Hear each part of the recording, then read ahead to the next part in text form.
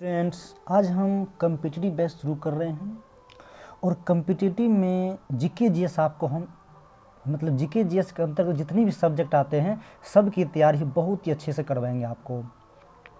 और यह foundation batch type से रहेगा और यह जो फाउंडेशन बैच होगा इसमें हम लोग किस किस चीज़ की तैयारी करेंगे। एसएससी, उसके बाद assistant grade, UDC, LDC, police, sub inspector, bank PO, BPSC, UPSC, SI आदि सभी महत्वपूर्ण प्रतियोगी परीक्षाओं के लिए यह फाउंडेशन बैच हम शुरू कर रहे हैं। और इसमें हम आपको सबसे पहले इंडियन पॉलिटी शुरू करेंगे, भारतीय राज्य व्यवस्था।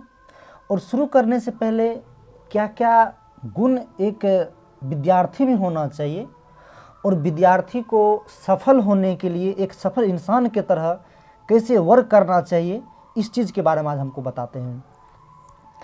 तो सफलता पाने के लिए विद्यार्थियों में 3 मूल गुण होना चाहिए, ध्यान से समझिएगा। सफलता पाने के लिए प्रत्येक विद्यार्थी में 3 मूल गुण होना चाहिए। वो पहला गुण क्या है? त्याग है, सैक्रिफाई। त्याग जो है ना, यह बहुत बड़ा चीज़ है विद्यार्थी के लिए। त्याग करने का मतलब यह है, जो जैसे बहुत सारे बच्चे देखते हैं जब पढ़ते हैं तो अपने पास से मोबाइल रखते, किसी का फ़ोन आए उठा लिए, तो ऐसे पढ़ाई नहीं होगा ना। तो त्याग के लिए, और उसके बाद आपको लड़का पेड़ का बेसी ध्यान देता है, कोई आपके प्रति एक रुमाल उठा देता है तो आप भावुक हो जाते हैं, तो वह सब चीज़ तो बाद में भी हो लेगा। तो अगर आप सफल होना चाहते हैं तो सबसे पहले आपको त्यागना पड़ेगा। घर है तो आपको घर भी त्यागना पड़ेगा। आप स्वाद वाला भोजन खाते हैं उसको भी त्यागना पड़ेगा। जो विद्यार्थी लक्षण होता है उसको आपको अपनाना पड़ेगा।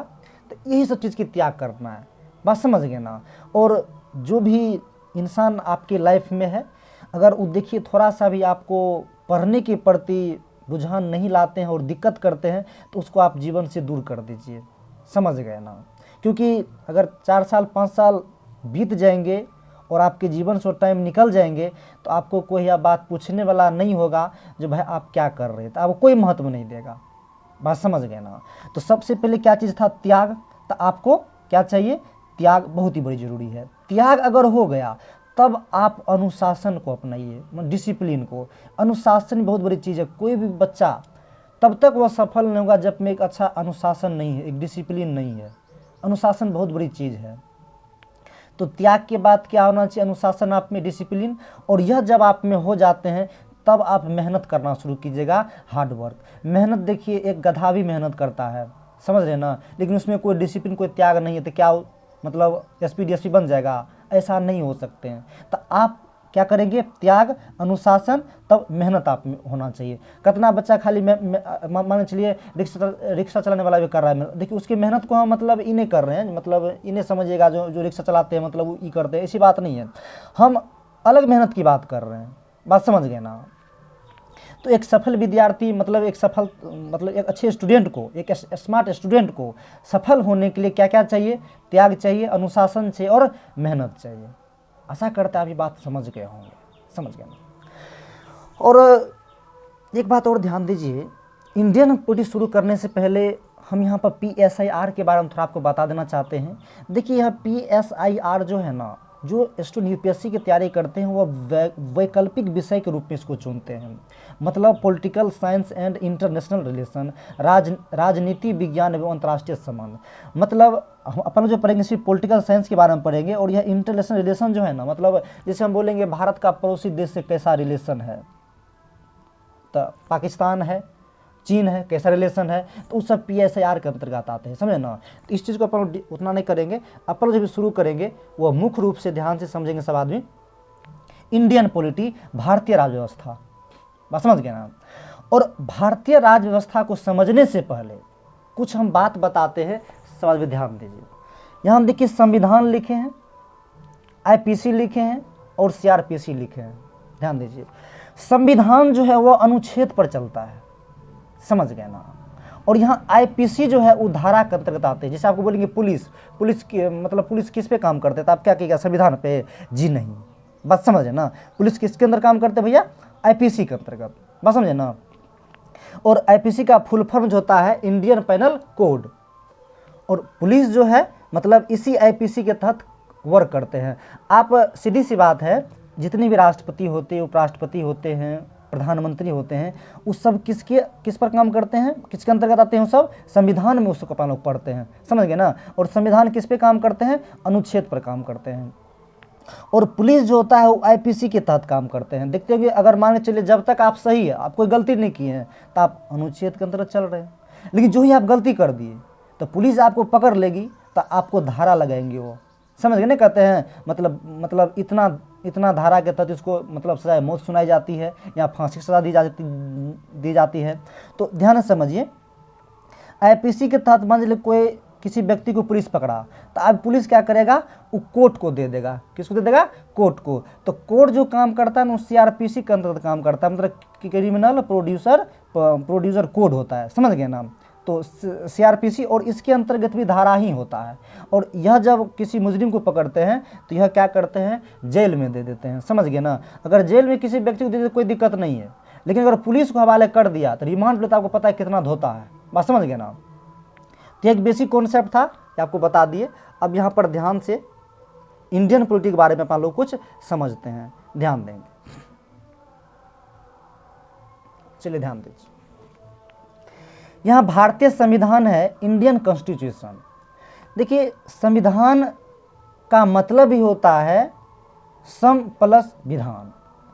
सम मतलब बराबर, विधान मतलब नियम होता है। मतलब सब के लिए बराबर नियम जो होता है, कानून, वही क्या होते हैं? संविधान होते हैं। बात समझ गए ना। तो अब सीधी सी बात यहाँ आपको बताएं तो बात दरअसल यह है, जो अगर आपसे कोई पूछे यह बात, जो अपना देश भारत जो है, ये भारत में जो है कितने धर्म के लोग रहते हैं, तो यहाँ पर बहुत सारे धर्म के लोग रहते हैं, हिंदू, मुस्लिम, सिख, ईसाई, बहुत सारे धर्म है। जैसे अगर हिंदू कोई धर्म है और हिंदू धर्म से कोई पूछता है जो आपका पवित्र ग्रंथ क्या है, तो वह आप यही बात बोलता है, मेरा पवित्र ग्रंथ जो है रामायण है, गीता है और महाभारत है। कहता है कि नहीं कहता है जी? तो आप एक बात ध्यान दीजिए, रामायण, भारत और गीता जो है सिर्फ वह हमें जीवन के विषय में जो है क्या कहता है? मतलब जीवन के विषय में बताता है, बात समझ गए ना।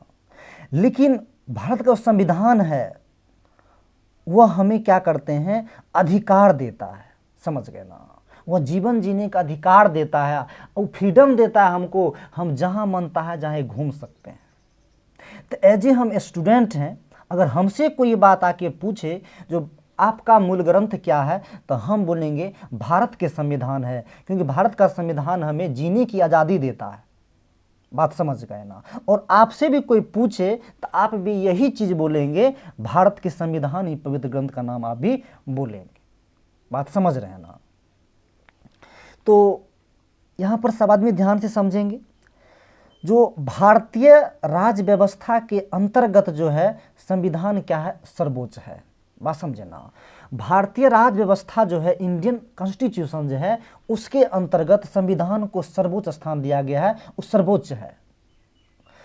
और संविधान होता क्या है? तो सीधी सी बात समझेंगे, जो संविधान नियम एवं उपनियम का, संविधान नियम एवं उपनियमों का एक ऐसा लिखित दस्तावेज है जो हमें यह बताता है कि क्या बताता है? तो ध्यान से देखेंगे, कि देश में शासन प्रशासन कौन चलाएगा और किस प्रकार चलाया जाएगा, देश में सरकार का गठन कैसे होगा, उसके बाद कानून निर्माण की क्या प्रक्रिया होगी, इत्यादि। ये सब चीज जो है ना, हमको क्या बताता है? संविधान बताता है। और संविधान ही ये बात हमको बताएगा जो अपने देश में किस प्रकार के शासन व्यवस्था को चलाया जाए, किस प्रकार के सरकार को बनाया जाए, ये हमको जानकारी हमारे संविधान देता है, ना कि गीता रामायण देता है, बात समझ रहे ना। और संविधान जो है वह देश के लिए एक आईना की तरह कार्य करता है। कैसे? अगर मान के चलिए, अगर आप अपने चेहरा को आईना में देखेंगे तो यह बात आपको बताता है न काला है कि गोरा है, कि कैसा है देखने में। उसी प्रकार किसी भी देश को में शासन प्रशासन कैसे चलता है, वो हम उसके संविधान को देख करके समझ सकते हैं, पढ़ के समझ सकते हैं, बात समझ रहे ना। तो संविधान क्या है? देश के लिए एक आईना की तरह कार्य करता है, बात समझ गए। चलिए और कुछ बात समझते हैं। जैसे संविधान जो है, उस संविधान है क्या? तो संविधान सीधी सी बात है, एक किताब है, समझ गए ना। संविधान क्या है? एक किताब है। तो आप ही बताइए किताब में क्या क्या रहता है। आप कोई भी किताब से पलटते हैं तो सबसे पहले आपको किताब में क्या मिलता है, उसकी भूमिका मिलते हैं, इंट्रोडक्शन मिलते हैं। तो उसी प्रकार आप भी जो संविधान को जब पलटिएगा तो सबसे पहले आपको प्रस्तावना मिलेगा, सब बारे में डिटेल चर्चा करेंगे।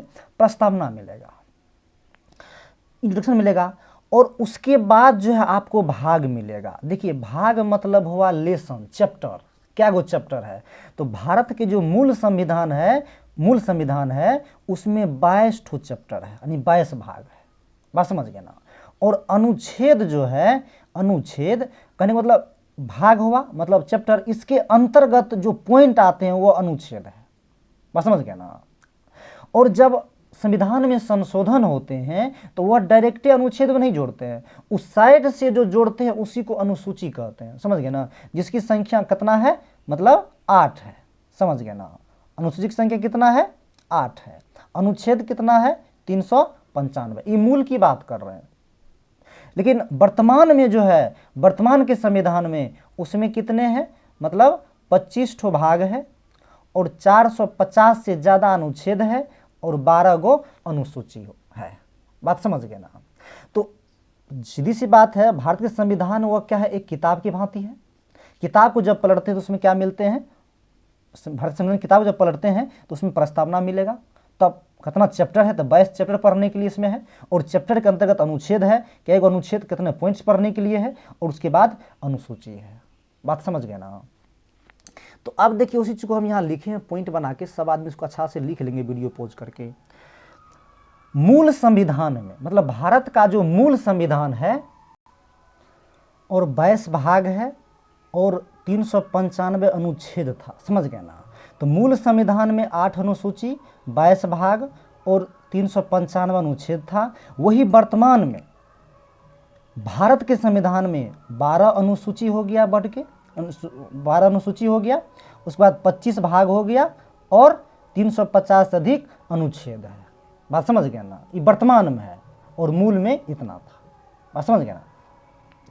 उसके बाद विश्व का सबसे बड़ा लिखित संविधान हमारे देश भारत का है। अब देखिए लिखित संविधान का जो अवधारणा हुआ था वो सबसे पहले कहाँ आया था। देखिए तो लिखित संविधान की अवधारणा का विकास फ्रांस में हुआ था। ये चीज़ याद रखिएगा। लिखित संविधान की अवधारणा का विकास जो है फ्रांस में हुआ था। लेकिन विश्व का प्रथम लिखित संविधान अमेरिका का है, जो 1989 में लागू हुआ। अब के सर ये क्या बात है, अवधारणा हुआ फ्रांस में, ये कैसे पहले लिख दिया। आप एग्जाम्पल देख हम समझाएं। मान के चलिए एक लड़की है, बहुत सुंदर है देखने में, और दो दोस्त मिल करके बात कर इसको पटा ले रहा और दूसरे को पटा के भाग गया। बस समझ गए ना। तो वही चीज यहां पर है। संविधान लिखित होनी चाहिए, इसका अवधारणा इस अवधारणा का विकास जो है फ्रांस में हुआ।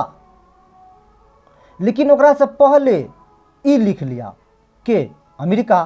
तो विश्व का प्रथम लिखित संविधान अमेरिका का है, जो इतना में लागू हुआ। और एक बात और याद रखिएगा, जो विश्व का सबसे छोटा लिखित संविधान यूरोपीय देश मोनाको का है। बात समझे ना।